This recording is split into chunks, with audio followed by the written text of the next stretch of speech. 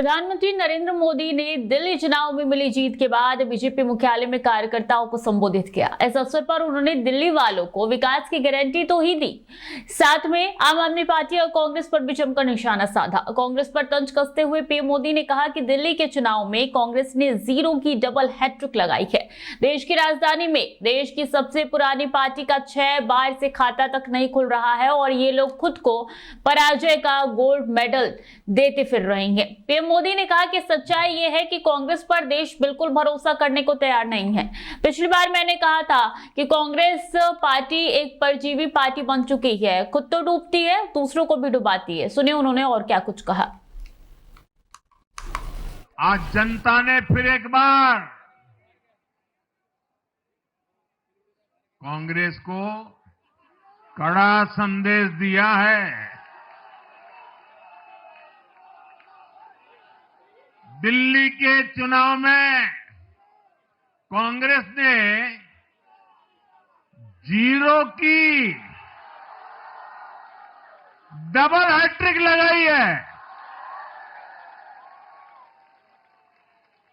देश की राजधानी में देश की सबसे पुरानी पार्टी का लगातार दिल्ली में 6 बार से खाता नहीं खुल रहा है और ये लोग खुद को पराजय का गोल्ड मेडल देते फिर रहे हैं। सच्चाई ये है कि कांग्रेस पर देश बिल्कुल भरोसा करने के लिए तैयार नहीं है।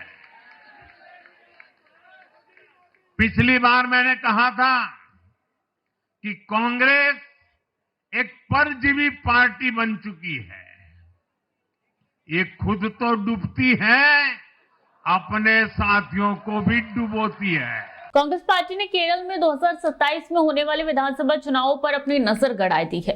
वायनाड की सांसद प्रियंका गांधी वाड्रा में 8 से 10 फरवरी तक अपने 3 दिवसीय दौरे पर है और यूडीएफ की बूथ स्तरीय समितियों की आज समीक्षा करेंगी। हाल ही में वायनाड से सांसद प्रियंका गांधी दक्षिणी राज्य से संबंधित मुद्दों को सक्रिय रूप से उठा रही है। हाल ही में वायनाड भूस्खलन को राष्ट्रीय आपदा घोषित करने की मांग केंद्र सरकार से की।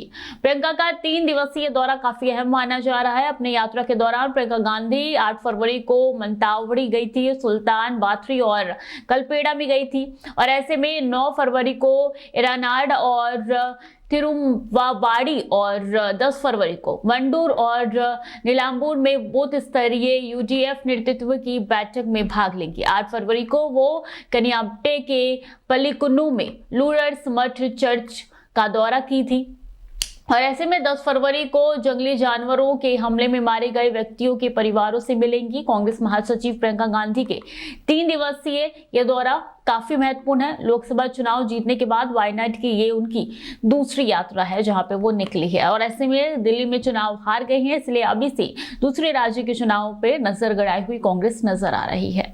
भारत की सिलिकॉन वैली बेंगलुरु में आज भारतीय वायुसेना और थल सेना के चीफ एक साथ LCA तेजस में उड़ान भरेंगे। एरो इंडिया की शुरुआत से ठीक एक दिन पहले दोनों भारतीय सेनाओं के चीफ दुनिया के पावरफुल देशों में भारत का नाम दर्ज करवाने वाले हैं। कुछ दिनों पहले Indian army chief general Upendra Dwivedi ने बताया है कि Indian air force chief air chief marshal AP Singh ने उनसे वादा किया था कि जब वो तेजस उड़ाएंगे तब वो उन्हें जब तेजस उड़ाएंगे इसका मतलब 9 फरवरी को air chief marshal AP Singh अपना ये वादा पूरा करेंगे। बता दें कि भारतीय वायुसेना के chief air force chief marshal AP Singh और थल सेना के chief general Upendra Dwivedi batchmate है। इस पावरफुल और शानदार उड़ान को लेकर तैयारियां पूरी कर ली गई है। विंग कमांडर जयदीप ने बताया कि जब एयर चीफ तेजस में उड़ान भरेंगे तो आर्मी चीफ पायलट के पिछले सीट पर बैठे होंगे।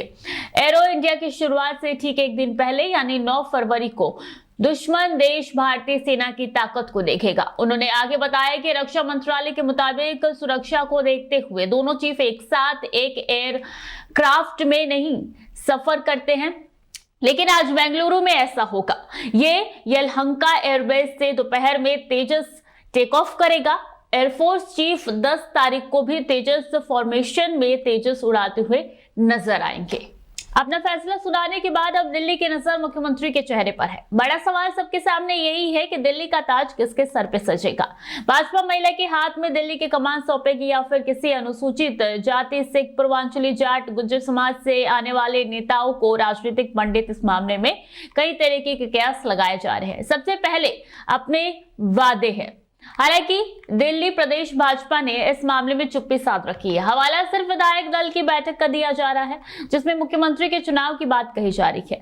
पिछले 27 साल से दिल्ली में ये ट्रेंड देखने को मिल रहा है कि नई दिल्ली सीट से जो जीतता है वही मुख्यमंत्री बनता है। कांग्रेस के शासनकाल में नई दिल्ली विधानसभा सीट से जीतने वाली शीला दीक्षित लगातार 3 बार मुख्यमंत्री बनी। इस सीट पर शीला दीक्षित को करारी शिकस्त देने के बाद अरविंद केजरीवाल भी 3 बार मुख्यमंत्री बने। ये परंपरा कायम रहती है तो सबसे मजबूत दावेदारी प्रवेश वर्मा की है। प्रवेश वर्मा आम आदमी पार्टी के राष्ट्रीय संयोजक और पूर्व मुख्यमंत्री अरविंद केजरीवाल को हराकर विधानसभा पहुंचे हैं। दिल्ली के पूर्व मुख्यमंत्री साहिब सिंह वर्मा के सुपुत्र हैं, जाट समुदाय से भी आते हैं। इनके चेहरे से दिल्ली की नहीं यूपी, हरियाणा और राजस्थान में भी पार्टी को फायदा मिलेगा। वहीं प्रदेश भाजपा अध्यक्ष वीरेंद्र सचदेवा की बात करें तो वो पंजाबी वर्ग का प्रतिनिधित्व करते हैं। पंजाबी मतदाता भी अधिक संख्या में इस प्रचंड जीत के पीछे उनकी भूमिका को भी नकारा नहीं जा सकता। चुनाव भले ही नहीं लड़े लेकिन सभी विधानसभा में चुनाव लड़वाने की जिम्मेदारी उन्हीं के कंधों पर थी। दूसरी तरफ माना जा रहा है कि दिल्ली का नेतृत्व ऐसे समाज को देकर भाजपा पूरे देश में सियासी मैसेज देने की कोशिश कर सकती है। वो इस वर्ग की सबसे बड़ी हितैषी है। इससे संविधान बदलने के कांग्रेस के आरोप समेत दूसरे कई आरोपों को भाजपा एक तीर से भेद सकेगी।